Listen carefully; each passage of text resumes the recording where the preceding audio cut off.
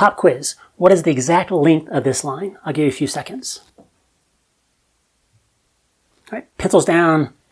From what I can tell, we know the length of the line is somewhere between 20 centimeters and 30 centimeters. So it's 20-something. And all of us just say it's 20-something. But should I just simply stop at 20? Or can I do better than that? Well, we know it's something above 20 centimeters, less than 30 centimeters. And we can now estimate, we can now guesstimate what in this case, the ones place is. So by my eye, it looks to be a little bit longer than 20 centimeters. So I might call it 21 centimeters. You may say 22 centimeters or 20 centimeters. All those numbers are perfectly correct using this particular tool. Is this the best we can do? Well, it is the best we could do with this tool. But in order to make a better measurement, in order to know the true length of this line to more than just simply the ones place, we need a better measurement. We can make a better measurement only with a better tool. So there's this ruler. Like before, we definitely say it's between 20 and 30 centimeters. It's slightly above the 20 centimeter mark, slightly below the 21 centimeter mark. So we're also very confident, 100% confident it's 20 point something. And then like before, we can have to estimate. So I might call it 20.8 centimeters. To me, it looks to be a little bit below the 21 centimeter mark. So 21 centimeters is our conclusion using this ruler, and 20.8 centimeters is the conclusion we can draw with this ruler. In the second example, you may have said that it was 20.7 centimeters or 20.8 centimeters like I did, or even 20.9 centimeters.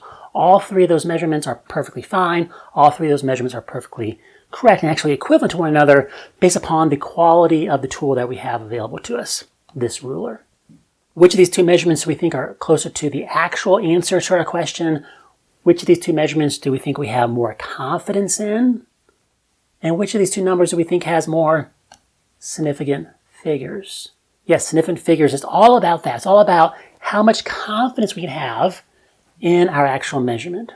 When I report a number as 21 centimeters, I'm reporting a number to all the digits I'm certain of, in this case just the one digit, the 2, in the tens place, plus exactly one uncertain digit. And the size of this uncertain digit is usually going to be 1/10 whatever our smallest mark is on our tool, the smallest graduation is on our tool. So in this case, we have graduations every 10 centimeters. So our guessed-at digit is now going to be in the ones place. In the second ruler, we have graduations to nearest 1 centimeter.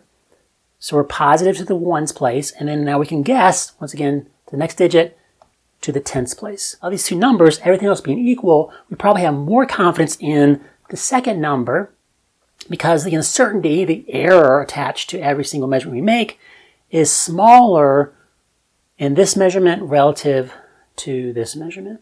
The error in the 21 centimeters is about plus or minus 1 centimeter, whereas the error in our second measurement is only about plus or minus 0.1 centimeter.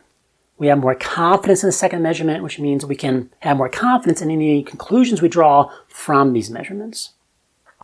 And the same thing in regards to these analog readings with our rulers is also true for digital readings as well. When I measure the mass of the marker by itself, the balance tells me that the mass is 15 grams, which means we interpret this as that the actual mass of this marker is somewhere between 14 grams and 16 grams. 15 plus or minus 1, because the last digit in a measurement, whether it's electronic or analog, whether we do it or whether it's an instrument doing it, is always guessed at, is always estimated at. If I determine the mass again, same marker, same scale, now I get a mass of 14 grams. 14 is different than 15 grams mathematically. Our calculators would use those two numbers differently, but with this scale, 14 grams, 15 grams have the same meaning in that they agree in the tens place, the certain digit, and where they disagree at, and where we might even expect them to disagree at, is in the guessed at digit. Next time, we'll further our study of significant figures and learn how to count significant figures, learn how to determine how many significant figures are in a particular measurement, because as we talked about before, the more significant figures there are in a measurement, the more confidence we can have in the measurement, and consequently then, the more confidence we can have in any conclusion we might draw from that measurement. See you then.